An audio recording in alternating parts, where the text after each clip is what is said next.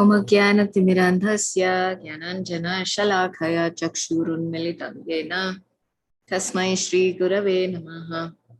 श्रीचैतन्यमनोभीष्टं स्थापितं येन भूतले गदा मह्यं ददाति स्वपदान्तिकं पञ्चकल्पतरुभ्यश्च कृपा सिन्धुभ्य एव च पतितानां पावनेभ्यो वैष्णवेभ्यो नमो नमः। जय श्री कृष्ण चैतन्य प्रभु नित्यानंद श्री अद्वैता गदाधर श्रीवासादि गौर भक्त वृंद। हरे कृष्णा कृष्णा कृष्णा हरे हरे, हरे राम राम राम हरे हरे। नारायणं नमस्कृत्य नरं चैव नरोत्तमं देवीं सरस्वतीं व्यासं ततो जयमुदीरयेत्। नष्टप्रायेषु अभद्रेषु नित्यं भागवत सेवया भगवती उत्तमश्लोके भक्ते भवति नैष्टिकी. So we'll be reading the translations from Canto 4, Chapter 17. Maharaj Prithu becomes angry at the earth. Hare Krishna, Ruchimanta ji. Hare Krishna. Would you like to read? I can read a few verses, but I'm not sure. The great sage Maitreya continued. In this way, the reciters who were glorifying Maharaj Prithu readily described his qualities and chivalrous activities. At the end, Maharaj Prithu offered them various presentations with all due respect and worshipped them adequately. Text 2. King Prithu thus satisfied and offered all respects to all the leaders of the Brahmanas and other castes, to his servants, to his ministers, and to the priests, citizens, general countrymen, people from other communities, admirers, and others, and thus they all became happy. Text 3. Vidura inquired from the great sage Maitreya, my dear Brahman, since Mother Earth can appear in different shapes, why did she take the shape of a cow?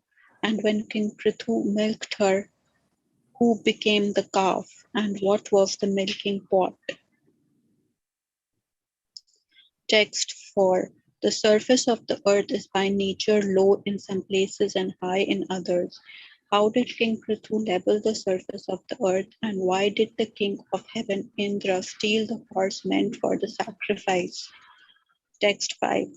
The great saintly king Maharaj Prithu received knowledge from Sanat Kumar, who was the greatest Vedic scholar. After receiving knowledge to be applied practically in his life, how did the saintly king attain his desired destination? Text 6 to 7. Prithu Maharaj was a powerful incarnation of Lord Krishna's potencies. Consequently, any narration concerning his activities is surely very pleasing to hear, and it produces all good fortune. As far as I am concerned, I am always your devotee, as well as the devotee of the Lord who is known as Adhokshaj. Please therefore narrate all the stories of King Prithu, who in the form of the son of King Vena milked the cow-shaped earth. Text 8. Sutta Goswami continued, when Vidur became inspired to hear of the activities of Lord Krishna in his various incarnations, Maitreya also being inspired and being very pleased with Vidur, began to praise him. Then Maitreya spoke as follows.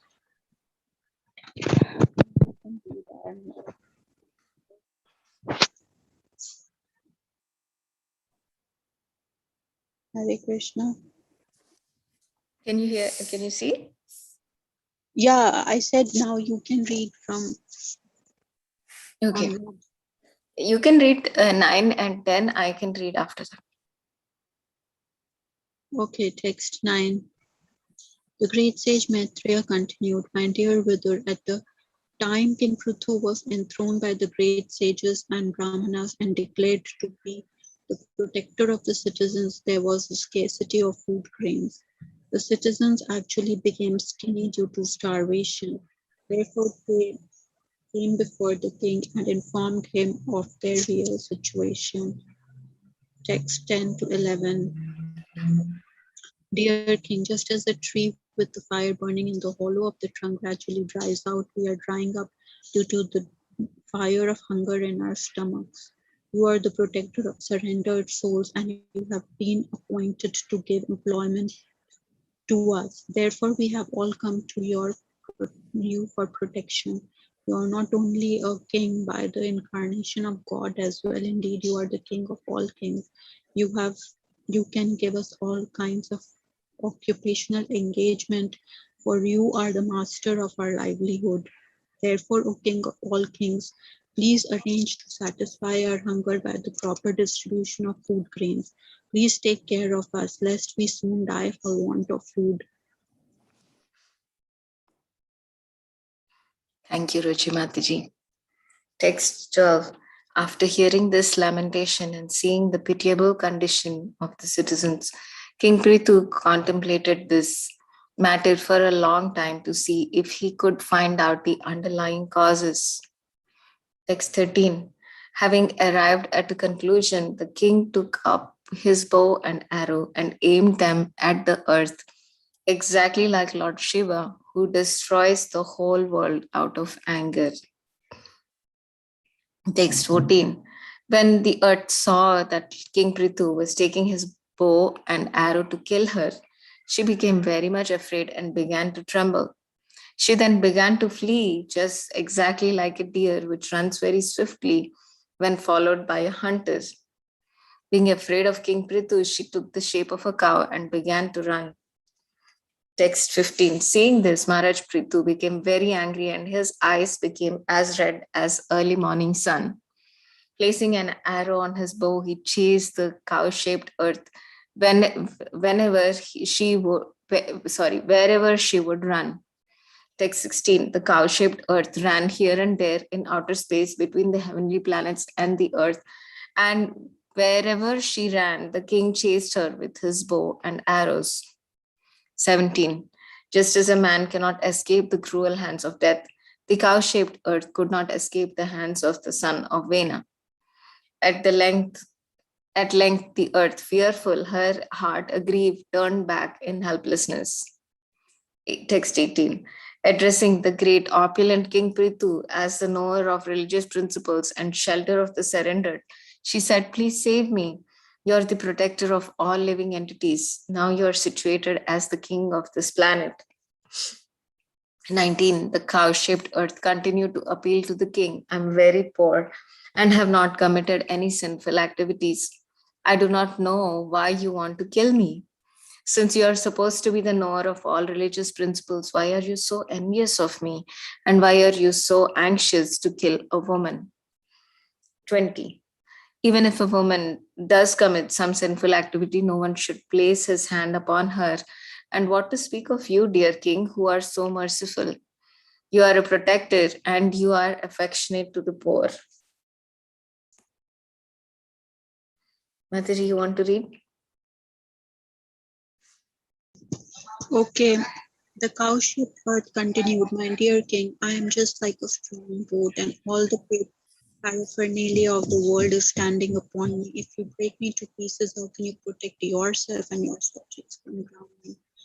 Text 22. King Prithu replied to the earthly planet, "My dear earth, you have disobeyed my orders and rulings. In the form of a demigod, you accepted your share of the yajnas we performed, but in return you have not produced sufficient food grains. For this reason, I must kill you." Text 23. Although you are eating green grass every day, you are not filling your milk bag, so we can utilize your milk. Since you are willfully committing offenses, it cannot be said that you are not punishable due to your assuming the form of a cow. Text 24. You have so lost your intelligence that despite my orders, you do not deliver the seeds of herbs and grains formerly created by Brahma and now hidden within yourself. Text 25. Yeah, now you can read. Now you Okay, can read. text 25. Now, with the help of my arrows, I shall cut you to pieces, and with your flesh satisfy the hunger stricken citizens who are now crying for want of grains. Thus, I shall satisfy the crying citizens of my kingdom. 26. Any cruel person, be he a man, a woman, or important eunuch, who is only interested in his personal maintenance and has no compassion for other living entities, may be killed by the king. Such a killing can never be considered actual killing. 27. You are very much puffed up with pride and have almost become insane. And have become almost insane. Presently, you have assumed the form of a cow by your mystic powers. Nonetheless, I shall cut you to small pieces like grain, and I will uphold the entire population by my personal mystic powers. 28. At this time, Prithu Maharaj became exactly like Yamaraj, and his whole body appeared very angry. In other words, he was anger personified. After hearing him, the planet Earth began to tremble. She surrendered and with folded hands began to speak as follows. The planet Now Earth spoke. You I want to can read? read. Yeah, I can read.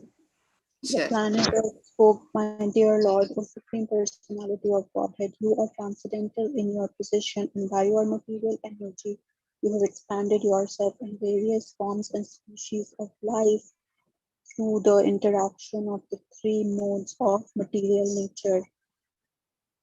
Unlike some other masters, you always remain in your transcendental position and are not affected by the material creation, which is subject to different material interactions. Consequently, you are not bewildered by material activities. Text 30. The planet Earth continued, my dear Lord, you are the complete conductor of the material creation. You have created this cosmic manifestation in three material qualities, and therefore you have created me, the planet Earth, the resting place of all living entities. Yet you are always fully independent, my Lord. Now that you are present before me and ready to give me with your weapons, let me know where should I go to take shelter, and tell me who can give me protection. Text 31. In the beginning of creation, you created all these moving and non-moving living entities by your inconceivable energy. Through this very same energy, you are now prepared to protect the living entities. Indeed, you are the supreme protector of religious principles. Why are you so anxious to kill me, even though I am in the form of a cow? Text 32. My dear Lord, although one by your you are one by your inconceivable potencies, you have expanded yourself in many forms through the agency of Brahma. You have created this universe. You are therefore directly the Supreme Personality of Godhead. Those who are sufficiently experienced cannot understand your transcendental activities because these persons are covered by your illusory energy. Text 33. My dear Lord, by your own potencies, you are the original cause of the material elements, the performing instruments, the senses, the workers of the senses, the controlling demigods, the intelligence and the ego, as well as everything else. By your energy, you manifest this entire cosmic creation, maintain it, and dissolve it. Through your energy alone, everything is sometimes manifest and sometimes not manifest. You are therefore the Supreme Personality of Godhead, the cause of all causes. I offer my respectful obeisances unto you. Text 34. My dear Lord, you are always unborn. Once in the form of the original boar, you rescued me from the waters in the bottom of the universe. Through your own energy, you created all the physical elements, the sense, and the heart for the maintenance of the world. Text 35. My dear Lord, in this way you once protected me by rescuing me from the water, and consequently your name has been known as Dharadhar, he who holds heaven and earth. Yet at the present, in the form of a great hero, you are about to kill me with sharp arrows. I am, however, just like a boat on the water, keeping everything afloat. Text 36. My dear Lord, I am also the creation of your energies, composed of three modes of material nature. Consequently, I am bewildered by your activities. Even the activities of your devotees cannot be understood, what is to speak of your pastimes, because everything appears to be contradictory and wonderful. Thank you, Ruchi Mataji, for reading.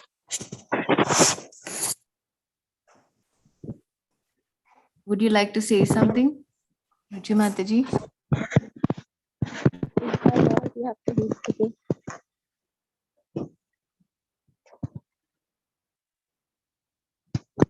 Is this all we have to read today? That's all. We are done with the chapter. Yeah, That was the last verse. I was not aware of this Leela in the Srimad Bhagavatam where I had never read about King Prithu. Um, so this is new to me. But but this reminds me when in Ramayan, Lord Ram says that sometimes there is a verse that says sometimes the love of a person cannot be awakened without fear. So sometimes we say, even in the Bible or in other books, we say that the fear of God is the starting point of worship towards God, because um, we have like imperfect senses, and very soon, like I'm speaking for myself, like I forget, or we forget, like as human beings, we forget that um, we are not in control really, and the ultimate controller is somebody else.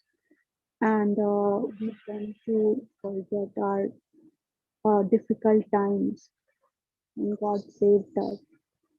And we tend to become very puffed up soon. After good times return, we forget the bad times and the struggles and how many times God has saved us. So,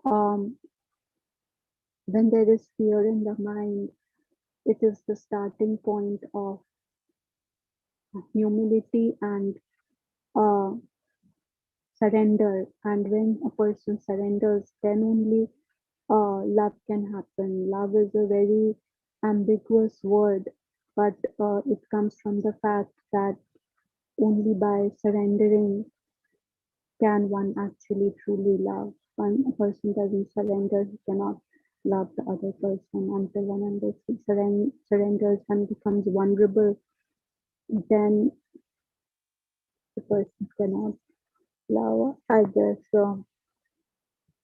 well, coming from somewhere, these thoughts, but the point being that so when Lord Ram was near the ocean, he says to he asks for a way to Lanka, but the the ocean doesn't respond for 4 days, I think. So the end of the fourth day, Lakshman says that why are you pleading before the ocean um when you can easily make way to Lanka just by your thinking powers, by your mystic powers. So Lord Ram says that he doesn't want to interfere in the working of the natural workings of the world, um, because what you call he has taken birth to prove that a normal human being can actually make a difference, and if he is on the right path he will win. in spite and he never used his powers. He never used his mystic powers, just like Krishna never used his mystic powers. So like he didn't use it to in the Mahabharat war. So similarly, when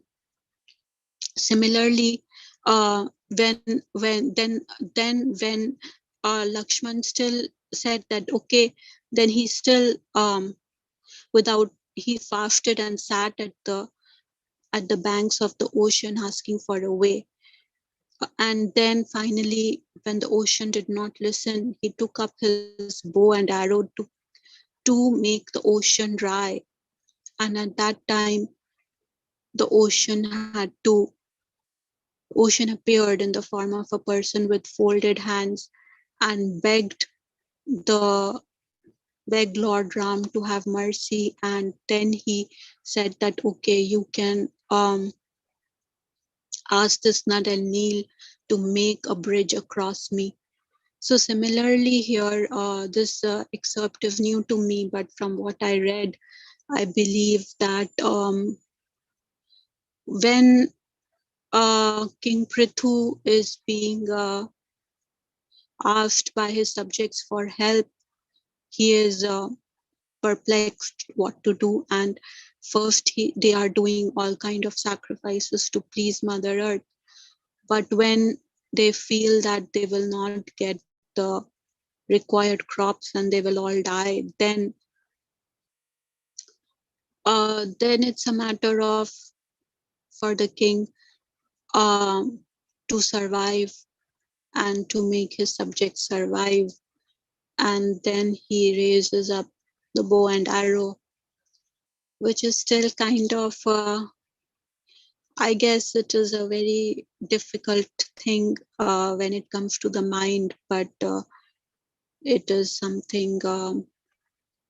It is like what it is. So it is mentioned here in the Srimad Bhagavatam that now he is raising his bow and arrow, and then Mother Earth appears and says that in the form of the cow, and says that she is just the container of all these animals. And also she raises a very valid point that if you are going to kill me, then how will you survive yourself, because you are also a part of the earth, living entity. Right now you are not like the supreme, and all these subjects are also living entities. So if you're going to destroy me, you're going to get destroyed yourself. But he says that he will sustain them by his mystic powers, because he is a part of the supreme personality of Godhead. So so it is a very difficult thing, uh, because Mother Earth says that once you had saved me from the waters, and now you yourself are ready to take a bow and arrow at me. And so now we see in the last verse that he is saying that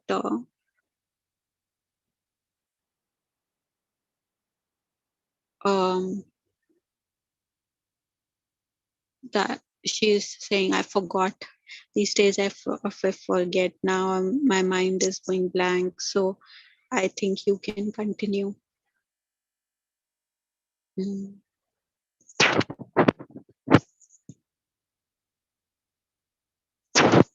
Actually, thank you very much, Ruchi Mataji. I liked your example of Lord Ramachandra and the ocean, and how the ocean like also became fearful of Lord Ramachandra. So I really like that example. I think it's a very appropriate um, comparison between Mother Earth becoming fearful of Vishwanath and the ocean becoming fearful of Lord Ramachandra. So yeah, it's true. Like any emotion that we have can be used to deepen our shelter in the Supreme Personality of Godhead, and even fear, including fear. And you brought it out so nicely. I appreciate that. Yeah, that's all, Mataji. I have to share. This seems to be a very interesting pastime. I'm very curious to see what purports Prabhupada writes, because this seems to be like a intense story. So I'm very curious to see what Prabhupada writes.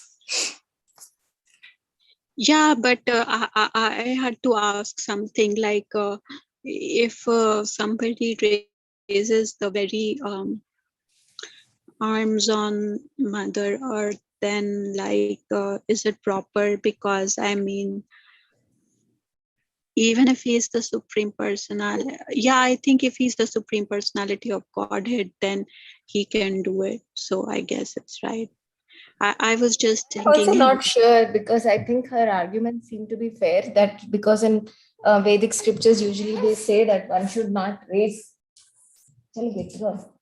one should not raise their, like, one should not hurt a woman even if they have done sinful activities. So Mother Earth is in the form of a cow. So what to speak of a woman and a cow? Like usually it is forbidden to hurt them in any way. That it's very interesting that although she's in the form of a cow, that Maharaj Prithu is ready to kill her. So it seems almost contradictory. So I'm very curious to see what Prabhupada writes in his purports. yes, that is what I had forgotten when my mind went blank was in the last sentence contradictory Hmm. what like he and what she is saying. It is contradictory. Hmm. Hmm. Hmm. But Okay, Ruchi Mataji, we will pause here. It's 5:40. So we'll pause here. And also, I have my nephew, so I will play with him. okay, then we will Yeah, Monday. we'll again resume on Monday. Hare Krishna. Haricharan is saying Hare Krishna to you. Hare Krishna.